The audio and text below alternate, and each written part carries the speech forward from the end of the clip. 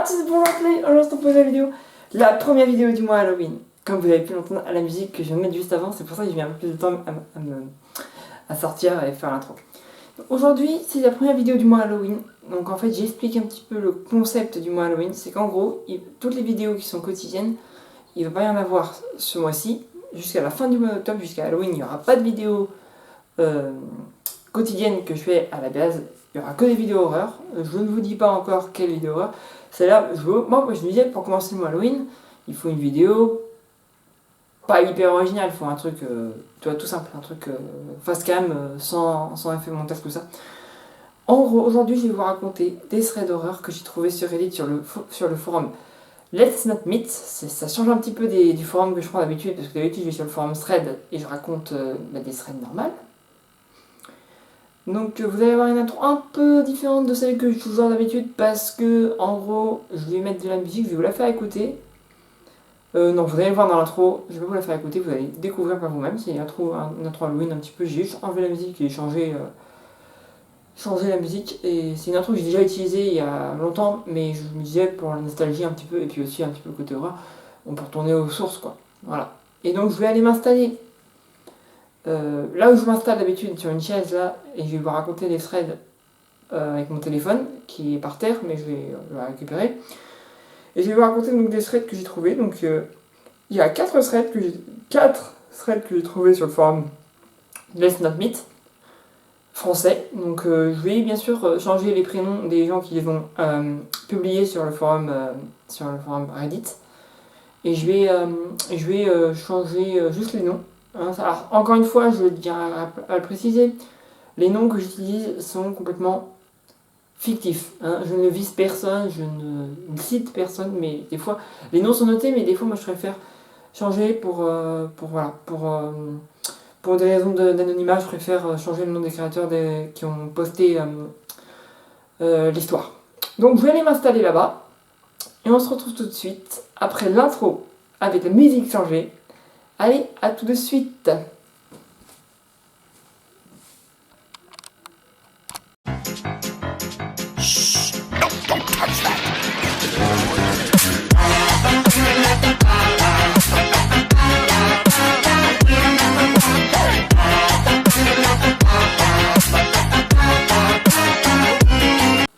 Voilà, donc là je suis assis sur ma chaise et je vais vous raconter des histoires sur le téléphone. Regardez, il est 20h30, 32, et donc je vais vous raconter des threads parce que, regardez derrière moi, il fait bien nuit, c'est pas un effet montage, il fait vraiment nuit. Et donc je vais vous raconter des threads que j'ai trouvés sur le forum Reddit. Je vais pas aller chercher les threads nulle part. Donc je vais vous les raconter face cam. Par contre, vous êtes obligé de lire sur mon téléphone, j'ai pas le choix en fait. Donc je vais vous lire les histoires que j'ai sélectionnées, je les ai enregistrées dans mon tel pour pouvoir vous les offrir. On peut enregistrer et je vais, d'accord, on va commencer dans le mec. C'est que les traits d'horreur, je vous le dis. On va donc commencer par un urbex pas comme les autres trouvés sur le forum Let's Not Meet, thread premier, et je vais bien sûr changer le nom de la personne. J'espère que vous êtes prêts. Alors si vous êtes prêts, c'est parti. Cette histoire, on va appeler Lola. C'est l'histoire de Lola. Je m'appelle Lola. J'ai 18 ans et j'habite entre Lille et Roubaix. J'aime beaucoup me balader avec mon groupe d'amis que je vais appeler Thomas, Emma et Sarah pour préserver leur anonymat. Donc là, vous voyez, je vous donne les noms qu'elle m'a donnés, mais elle, je ne la nomme pas. Pour un peu de contexte, on traîne souvent, que ce soit à Lille, au Roubaix ou Lyre. On adore explorer des lieux insolites. Et ce soir-là, on a eu la mauvaise idée de s'aventurer dans un endroit désaffecté à Tourcoing. Donc, un truc désaffecté, donc un truc abandonné. C'était en juin, le 8 juin, et il commençait déjà à faire nuit à 21h. On avait entendu parler d'une vieille usine abandonnée près du centre de Tourcoing. Vous savez, ce genre d'endroit où il y a des graffitis partout, où l'odeur de la rouille et des murs humides flottent dans l'air. On s'est dit que ce serait cool d'y aller pour voir ce qu'il en restait, juste pour frissonner un peu et prendre quelques photos. Faut savoir que nous aimons aussi taguer, c'est aussi un des buts de notre venue. Oui bon, taguer, éviter, c'est quand même pas très légal je crois. Vers 22h, on arrive à l'entrée. L'endroit était encore plus lugubre que ce qu'on imaginait. La grande grille rouillée, qui était censée être fermée, était grande ouverte. Ça aurait dû nous alerter, mais on était trop excités pour s'en rendre compte. En entrant dans l'usine, tout était silencieux, mis à part le vent qui soufflait à travers les fenêtres cassées. Déjà, si une grille normalement qui est fermée est ouverte, franchement, évitez d'y aller. À ce moment-là, je dois préciser quelque chose. Je me balade toujours avec un couteau, surtout quand on va dans les endroits comme ça. Ce n'est pas pour faire le malin, mais juste parce qu'on ne sait jamais sur qui on peut tomber. Bref, j'avais mon couteau sur moi, comme toujours. Évitez, mais même que vous ayez un couteau ou pas, évitez quand même. On commence à explorer et à taguer. On plaisantait pour se détendre, mais plus on avançait, plus l'atmosphère devenait pesante. Il y avait ce sentiment constant d'être observé. À un moment donné, on a entendu un bruit lointain. Au début, on pensait que c'était juste le vent ou un animal, mais ça ressemblait à des chuchotements. On s'est regardé avec un peu de nervosité, mais on a décidé de continuer. Dans ce cas-là, partez. Moi, je serais parti direct.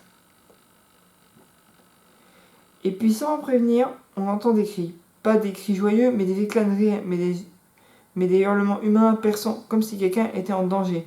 On a tenté de nous rassurer en disant que c'était sûrement un groupe de jeunes qui traînaient là aussi pour s'amuser, mais on n'était pas convaincus. C'est là qu'on a commencé à hésiter, et que c'était juste des jeunes comme nous. Est-ce que c'était juste des jeunes comme nous ? Ou peut-être la police, vu qu'on était dans un endroit interdit. Avec cette pensée en tête, je me suis empressé de cacher mon couteau sous un tas de débris près de la porte, pour éviter tout problème si c'était vraiment à la police. À peine mon couteau caché, c'est là qu'on le voit. Une silhouette immobile nous fixant depuis d'un coin de l'usine. Un homme grand et mince. Il ne bouge pas, ne parle pas, mais ses yeux brillent dans la pénombre. Tout le monde se fige, on est paralysé par la peur. Léo murmure qu'il est temps de partir, mais personne ne bouge. Je réalise que mon couteau est resté là où je l'ai caché, je ne pouvais plus le récupérer. Sans réfléchir, on se met à courir vers une fenêtre cassée qu'on avait repérée en entrant. Sarah passe en première, suivie de Emma, moi et Thomas. On se blesse en passant à travers le verre brisé, mais à ce moment-là, ça n'avait aucune importance. Tout ce qui comptait, c'est de sortir de là. Une fois dehors, on court encore et encore, jusqu'à être loin de l'usine. On n'a jamais su qui était cet homme, ni ce qu'il faisait là. Mais ce qui est sûr, c'est qu'on n'a plus jamais remis les pieds dans ce coin-là de Tourcoing. Le lendemain, quelque chose me trottait dans la tête. Mon couteau, il était toujours là-bas, caché sous les débris. J'ai pris mon courage de main et j'y suis retourné seul en plein jour. L'endroit était toujours aussi sinistre, mais personne n'était là. J'ai retrouvé mon couteau là où je l'avais laissé, intact. Je l'ai pris et je suis reparti aussitôt. Depuis, je n'ai jamais plus mis les pieds dans cette usine. Je n'ai plus jamais mis les pieds dans cette usine. Et en y repensant, je suis presque sûr que l'homme que nous avons vu était probablement un sans-abri qui squattait là. Mais honnêtement, je préfère ne pas savoir. Et il y a marqué qu'il y a des photos. Il y a des photos et des tags qu'elle a fait avec le lieu si quelqu'un veut explorer ou demander. Alors les photos, je les ai pas, je ne peux pas vous les montrer parce que j'ai juste l'histoire. Bah écoute, pour un Nobex, franchement, oui, ça peut arriver qu'on tombe sur des noms. D'ailleurs, dans une vidéo que j'ai fait, j'ai eu la peur de rien de cet Nobex, oui. Alors, on voit pas tellement bien dans la vidéo, mais bref, j'ai raconté un petit peu ce qui s'est passé dans ce thread-là. On va donc passer au deuxième thread qui s'appelle « Un gars dans notre maison à 2h du matin ». C'est parti, deuxième histoire. Contexte. Je vis au Togo. Il faut savoir que là-bas, toutes les maisons sont entre 4 murs. Ce qui veut dire que pour entrer chez quelqu'un, tu passes un portail avant d'entrer dans la maison. Et dans la maison, il y a une vaste ou petite cour qui sert d'espace de détente. Puis après, il y a les chambres qui sont, quant à elles, construites séparément et qui ont très souvent un accès direct sur la cour. Ma chambre est située tout près de l'entrée de la maison. Important pour la suite. C'est important pour la suite, ok. Notez que les toilettes sont elles aussi situées en dehors des chambres et que ce sont des toilettes communes. Une pour toute la famille, ma mère, moi et mes 4 sœurs. Pour y accéder, on passe toujours par la cour. Ah, c'est important à mon avis, à noter ça. La mise en situation. Moi, je me pose souvent devant ma chambre quand j'ai un peu chaud, puisqu'on n'a pas une vaste cour. Je laisse le portail entrouvert pour faire passer l'air. Il faut aussi noter que nous, on est dans un coin autrefois paradisiaque, mais qui s'est transformé en ghetto à cause des gars qui faisaient leur affaire dans le quartier. Dans du débrouille. Ça va. L'histoire, là c'est vraiment, on passe à l'histoire. Elle est pas très longue, mais ok, je vais lire l'histoire quand même. C'était un soir aux alentours de 18h. Comme tous les soirs, j'étais revenu de l'école et je me suis posé comme toujours devant ma chambre avec le portail de la maison entrouvert. Pour prendre un peu d'air, mais ce jour-là, j'ai pris mon PC pour continuer un travail que j'avais commencé. Ok. À notre devanture, il y avait chaque soir des gars qui se posaient pour fumer et tout, mais comme on est dans le quartier depuis longtemps, on a de problème avec personne. Du coup, comme moi, j'ai laissé le portail partiellement ouvert. Ils ont vu que j'étais là avec un PC. Jusque-là, rien d'alarmant. J'étais resté au même endroit jusqu'au retour de ma mère et mes sœurs vers 22h30. Et c'est ma mère qui m'a dit de quitter là où j'étais avec mon ordi, de fermer le portail et de rentrer avec elle parce que autre avait peur de ces gars, parce qu'elle, autre avait peur de ces gars qui étaient à la devanture. Et elle avait raison ce soir-là. Je suis quelqu'un qui ne dort quasiment jamais avant minuit. D'ailleurs, j'écris ce post à 2h du matin. Bon, écoute. Mais cette nuit-là, je m'étais couché vers 23h parce que je m'ennuyais et j'ai même pas pu prendre ma douche. Je me suis donc endormi. D'un moment brusque, je me réveille dans mon sommeil et je me mets debout directement alors que moi-même je prends souvent un peu de temps avant de sortir du lit. Quand je me suis réveillé, mon premier réflexe était de sortir, d'aller prendre une douche car j'avais chaud. C'est à ce moment que les emmerdes ont commencé. Je m'étais mis tout nu. Oui, j'étais nu, car il était bien tard et que personne ne risquait de me voir à poil à ce moment de la nuit. Pour sortir. Mais arrivé au niveau de la porte de ma chambre, je me suis retourné sans savoir pourquoi et je suis allé prendre mon téléphone. C'est là que j'ai vu qu'il était 2h du matin. J'étais resté sur mon téléphone alors que je n'avais aucun nouveau message ni de notification. Ayant toujours la tête dans mon téléphone, j'ai senti que la porte de ma chambre a fait un petit mouvement. Toujours étant concentré à ne rien faire sur mon portable, j'ai laissé passer pensant que ce n'était qu'une simple illusion. Après environ 5 secondes, j'ai encore senti ma porte bouger. C'est là que je me suis dit qu'il y a quelque chose de chelou, car la porte ne pouvait pas tenter de s'ouvrir toute seule. À ce moment, j'ai commencé par fixer mon regard sur la porte et je me suis dit, si la porte bouge une fois encore, je vais aller me barricader contre elle et crier qui est-ce. Et malheureusement, la porte a encore bougé, ce qui signifiait que quelqu'un tentait de forcer la porte. Comme prévu, je me suis précipité vers la porte et d'un coup sec, j'ai poussé la porte en disant qui est-ce. Tout ça étant encore nu. À ma grande surprise, il y avait bel et bien quelqu'un qui essayait de forcer ma porte. J'ai alors entendu les pas de la personne courir vers les toilettes. Comme il faisait sombre dehors, il a heurté un seau qui était toujours situé devant les toilettes, et puis ça a fait un gros bruit. Moi, j'étais terrifié à l'idée que les gars aient essayé de rentrer dans la chambre, sachant qu'il y avait la lumière allumée. Essayant toujours de s'échapper, il a escaladé le mur de la maison, mais il a une fois encore heurté quelque chose. Là, c'était un récipient d'aluminium qui s'était mangé, et pour une seconde fois, ça a encore fait un gros bruit. Moi, j'étais tétanisé. Je suis resté contre la porte pendant plus de 15 minutes. J'ai appelé ma grande sœur et ma mère sur leur téléphone, mais elles ne se réveillaient pas. Un peu après la fuite de l'intrus, j'ai rappelé ma grande sœur, et là, elle s'est réveillée. Elle est sortie, et moi aussi, je suis sortie. On est allé réveiller la daronne. En cherchant les traces d'intrusion, on a retrouvé les marques des orteils de la personne qui sont restées sur le mur, et aussi des traces de doigts, prouvant que le mur a été escaladé. Le lendemain, bien qu'on n'ait rien dit à personne, ces gars ont quitté notre devanture sans raison. Ils ne reviendront plus jamais, et ils ne reviendront plus jamais. La conclusion était que l'un de ces fumeurs a escaladé le mur pour venir me voler mon ordi. Mais moi, ce qui m'a terrifié, c'est que le gars a eu le courage de forcer la porte d'une chambre dans laquelle il y a de la lumière bien visible. Ma théorie est qu'il était prêt à tuer pour voir son butin s'il le faut. Je remercie toujours Dieu de m'avoir brusquement réveillé cette nuit-là. Merci d'avoir pris le temps de lire. Ciao. Oui, bah écoutez, les histoires d'intrusion, c'est connu, hein, franchement. Donc on va passer à la troisième histoire. Ce qui fait du bruit, c'est ma lampe au-dessus. Troisième histoire. Et c'est Je n'étais pas seul. C'est parti. Bon voilà, ça s'est déroulé il y a environ 3 ans. À cette époque, j'étais un collégien en vacances d'été. Mes parents étaient partis chez des amis, mais pour cette fois, je n'y étais pas allé car j'avais pour projet d'aller manger avec une amie en ville, sans qu'ils ne le sachent. Ouais, ok. Il faut savoir que j'avais une 50, donc bien qu'habitant à 10 minutes de la ville, je pouvais m'y rendre tout seul. Ainsi, je me prépare à filer en ville. 10 minutes après qu'il soit parti, je m'en vais. Non, sans vérifier que la porte est bien fermée. J'arrive en ville en t-shirt sur la moto. Une connerie de plus, ne le faites pas. Et je rejoins mon ami Salomé. Ce n'est pas le vrai nom, bien entendu. Voilà. On mange un peu à la One Again sur le trottoir avec des sandwichs triangles et du soda sans bulle.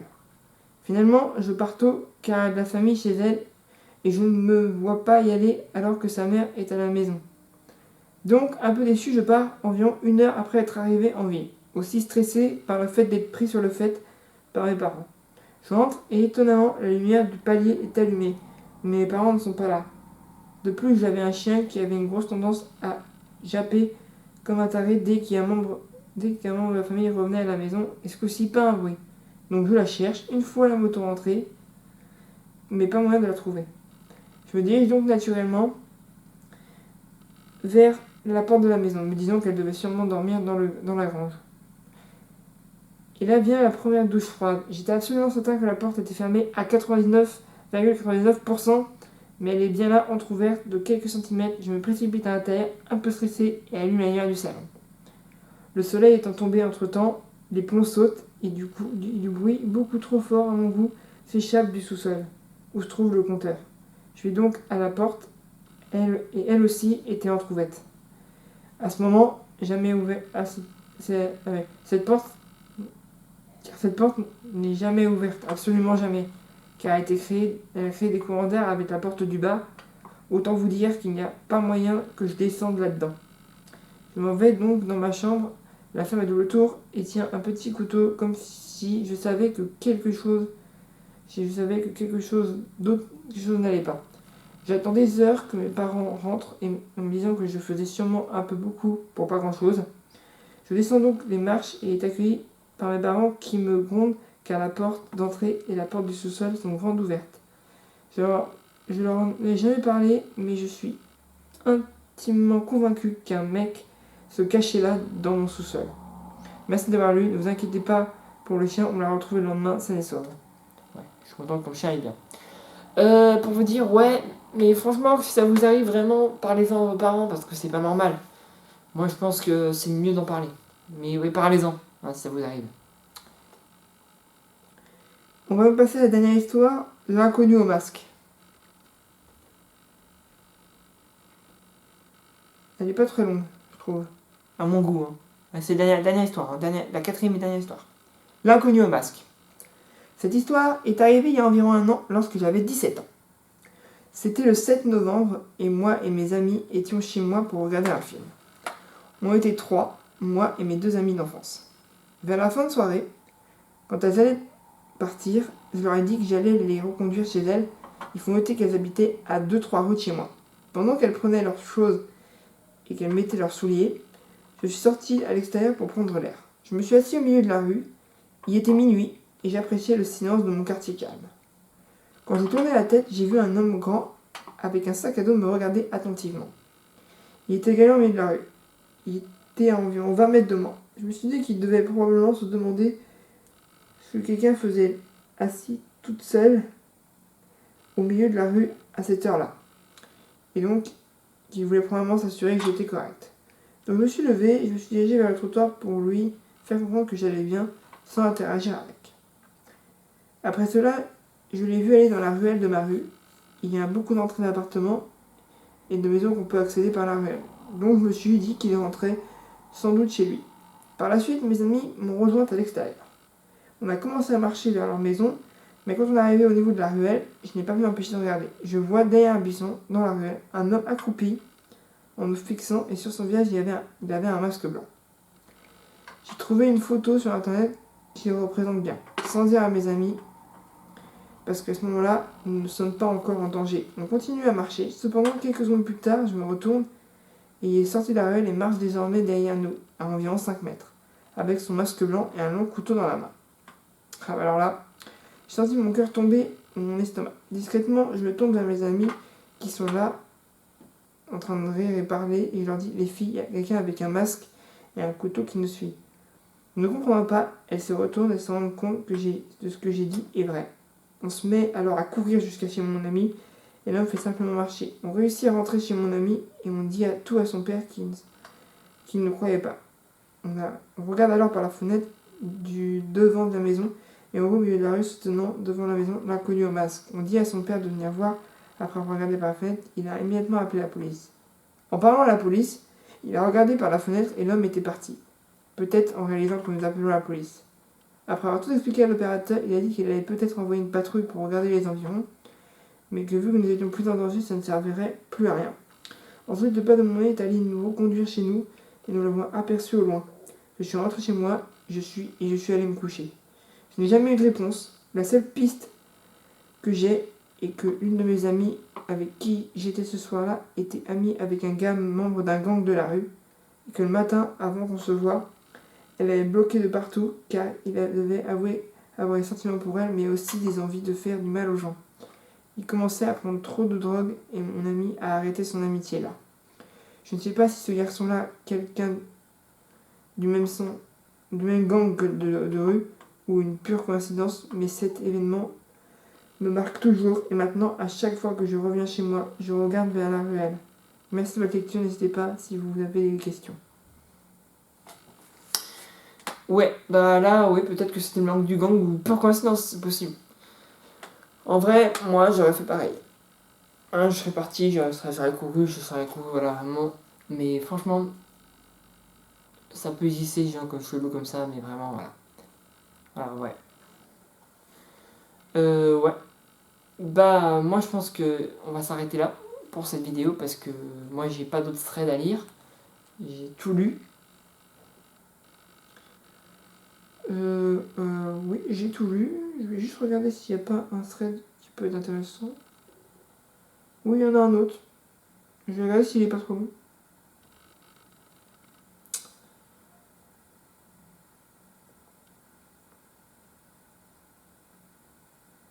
Ouais, je peux lire celui-là. Bon, je vais... Non, je vais pas lire. Non, j'ai plus beaucoup de batterie dans la caméra, donc je vais m'arrêter là pour cette vidéo. Mais dans la prochaine vidéo, je lirai ce thread-là. Attendez, je vais l'enregistrer pour une prochaine vidéo. Peut-être Halloween, je raconterai plusieurs threads.